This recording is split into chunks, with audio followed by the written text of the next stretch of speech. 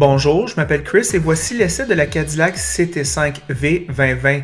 Je vais commencer par quelques mots brefs sur le style extérieur, puis un peu plus en profondeur sur l'intérieur et revoir les spécifications du moteur. Puis je vais vous donner mes impressions sur la route et je vous expliquerai pourquoi vous pourriez choisir la CT5V par rapport à ses rivaux allemands à prix similaire. Elle est si bonne. Désolé pour le manque de qualité d'image, il fait sombre et nuageux depuis un mois au Québec en décembre. CT5V s'agit d'une berline sport de luxe intermédiaire. Caddy a raffiné ses berlines lentement mais sûrement et je pense qu'ils l'ont finalement réussi. Le style extérieur est distinctif, j'ai été séduit par son caractère unique. Les Allemandes intermédiaires ont tendance toutes à se ressembler dans ce segment. CT5V se distingue. Le CT5 de base a un 4 cylindres turbo, mais ce V a un biturbo V6 avec un échappement sport.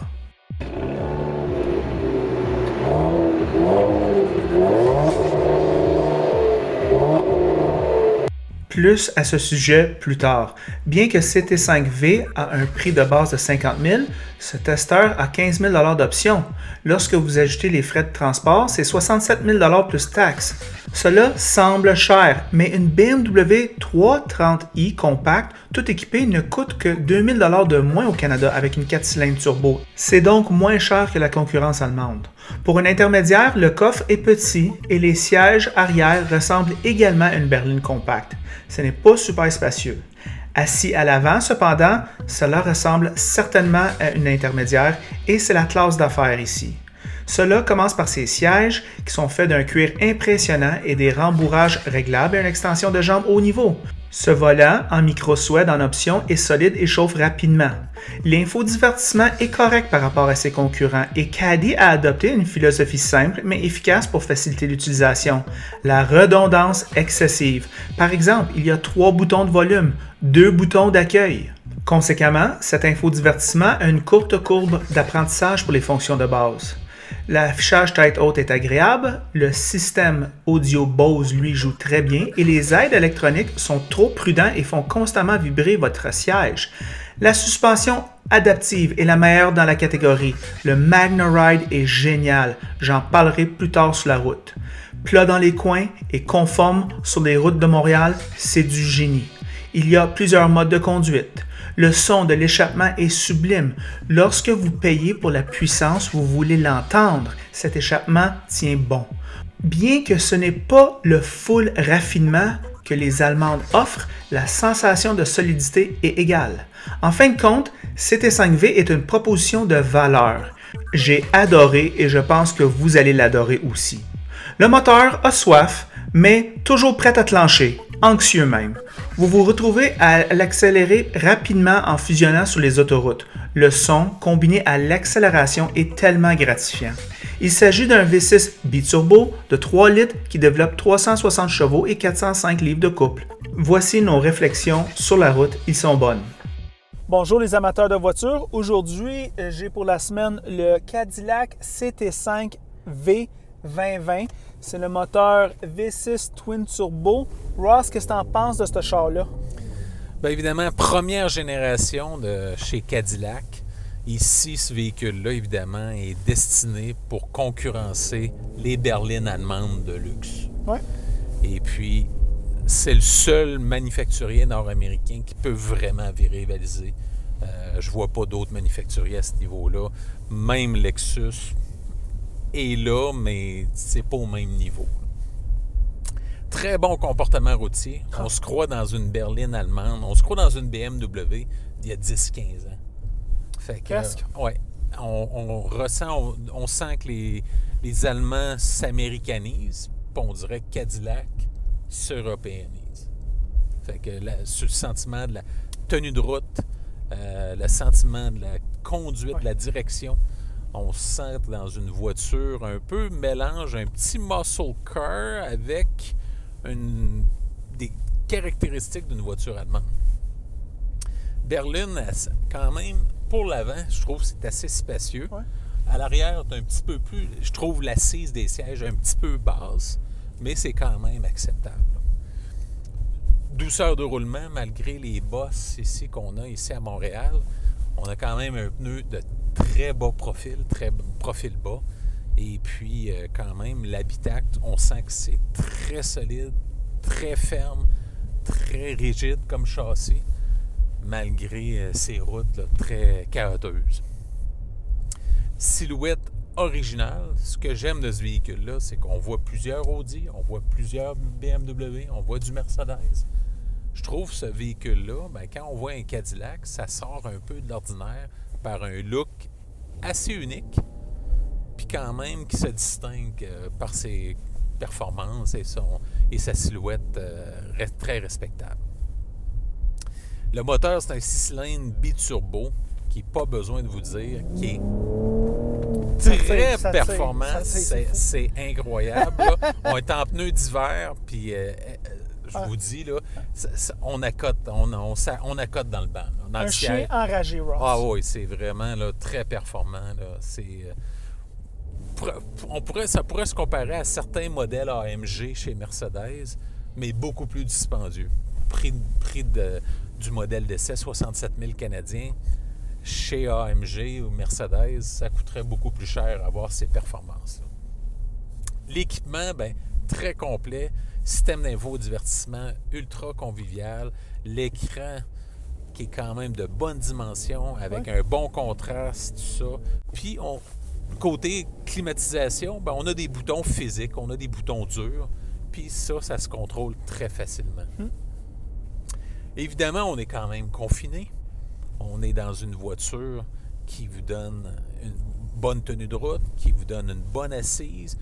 Les sièges sont quand même pas trop enrobants, mais assez. Ils sont ajustables. Ils sont ajustables. Fait que quand vous arrivez, vous prenez une courbe, comme on a fait tout à l'heure, le siège vous tient bien. Puis je suis quand même de grande dimension. J'ai pas bougé trop de mon siège, fait que c'est très apprécié. Les contres. Évidemment, si vous optez comme les Allemands, les Allemands ont compris ça. Si vous mettez ça en forfait d'option, si je peux m'exprimer ainsi, le prix monte assez rapidement. Oui. Puis, Cadillac est peut-être pas aussi arrogant à ce chapitre-là que les Allemands, mais le prix peut monter assez rapidement pas mal de avec les options. Fiabilité, évidemment, je vous dirais, probablement, ce qu'on partage avec les voitures allemandes, c'est un petit peu la fiabilité qui est un peu inconnue. Palette de changement de vitesse, moi, personnellement, je trouve que la transition fait un travail remarquable. Fait que c'est vraiment un jouet pour s'amuser. De toute façon, quand ça a été présenté pour la première fois dans la décennie 2000, ces transmissions-là au volant, je trouvais ça très intéressant. Mais je trouve que c'est un gadget aussi qu'après, on l'utilise pas. On l'utilise plus après. Si tu as besoin d'utiliser, c'est parce que ta transmission n'est pas bonne. C'est à peu près ça. Fait que de ce point de vue-là, c'est à y penser. L'approche marketing, évidemment, on n'est pas chez les Allemands. Puis ça, je vous dirais, il y a un aura vis-à-vis des voitures allemandes. Si vous parlez aux femmes que vous connaissez dans votre entourage, bien souvent, ils vont vous parler d'Audi, un peu BMW, un peu Mercedes. Mais il y a vraiment un aura, je trouve, il y a un sex appeal des véhicules allemands, puis l'approche marketing que les voitures nord-américaines, plus particulièrement Cadillac aujourd'hui, et même Lexus, ils n'ont pas ce cachet-là. Ça va être une réputation qui va être à gagner par le constructeur Cadillac, par la division Cadillac. Aucune variante hybride, pas de PHEV ou électrique pour le moment, mais évidemment, il y a plusieurs modèles électriques qui s'en viennent chez General Motors d'ici 2025, fait que on peut s'attendre là, à des nouveautés à ce chapitre-là. CT5V par rapport au CT5, il y a juste 25 chevaux de différence. Fait que ça vaut-tu la peine? Concurrence, évidemment, la nouvelle Acura TLX, l'Audi A4, qui est une voiture très homogène, très remarquable, BMW Série 3 également. On peut penser à la Genesis G70, qui est probablement un des meilleurs rapports qualité-prix sur le marché. Très belle voiture. L'Infiniti Q50 et Q60. Jaguar XE.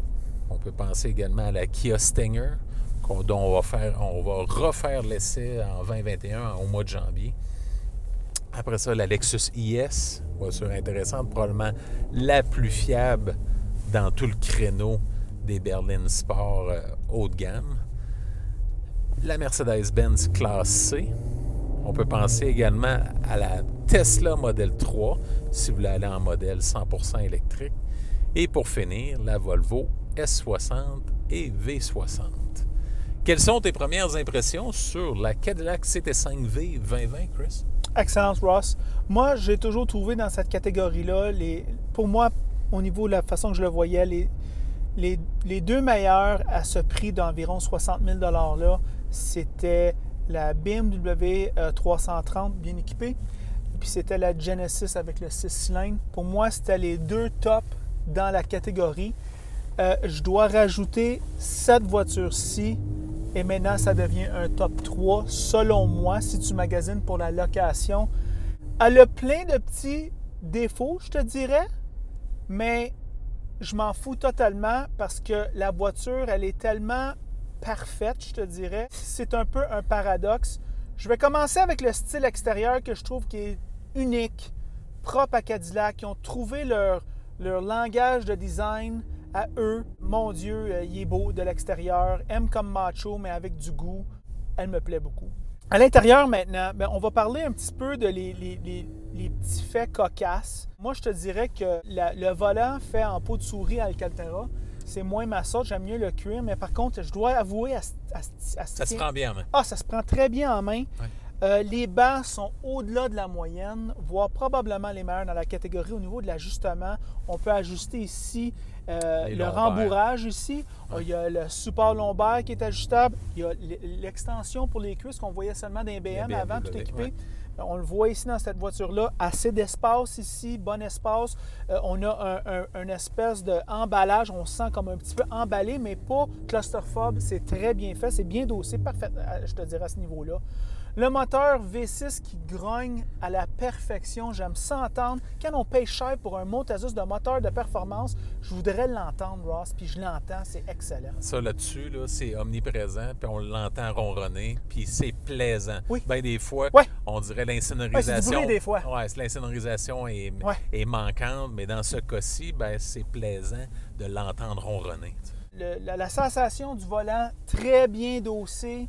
La suspension dossée impeccablement pour ce genre de voiture-là. On peut conduire à Montréal, on ne perdra pas de plombage, mais par contre, c'est très bien. Là. On n'est pas inconfortable du tout. La tenue de route est bonne avec des pneus d'hiver. Je l'ai brassé un peu tantôt. Tabarouette, ça allait bien. C'est écœurant, Ross. Alors, la suspension, le sentiment de conduite, le fait qu'on se sent emballé, mais pas claustrophobe parce qu'on peut être grand et on est quand même confortable à l'aise.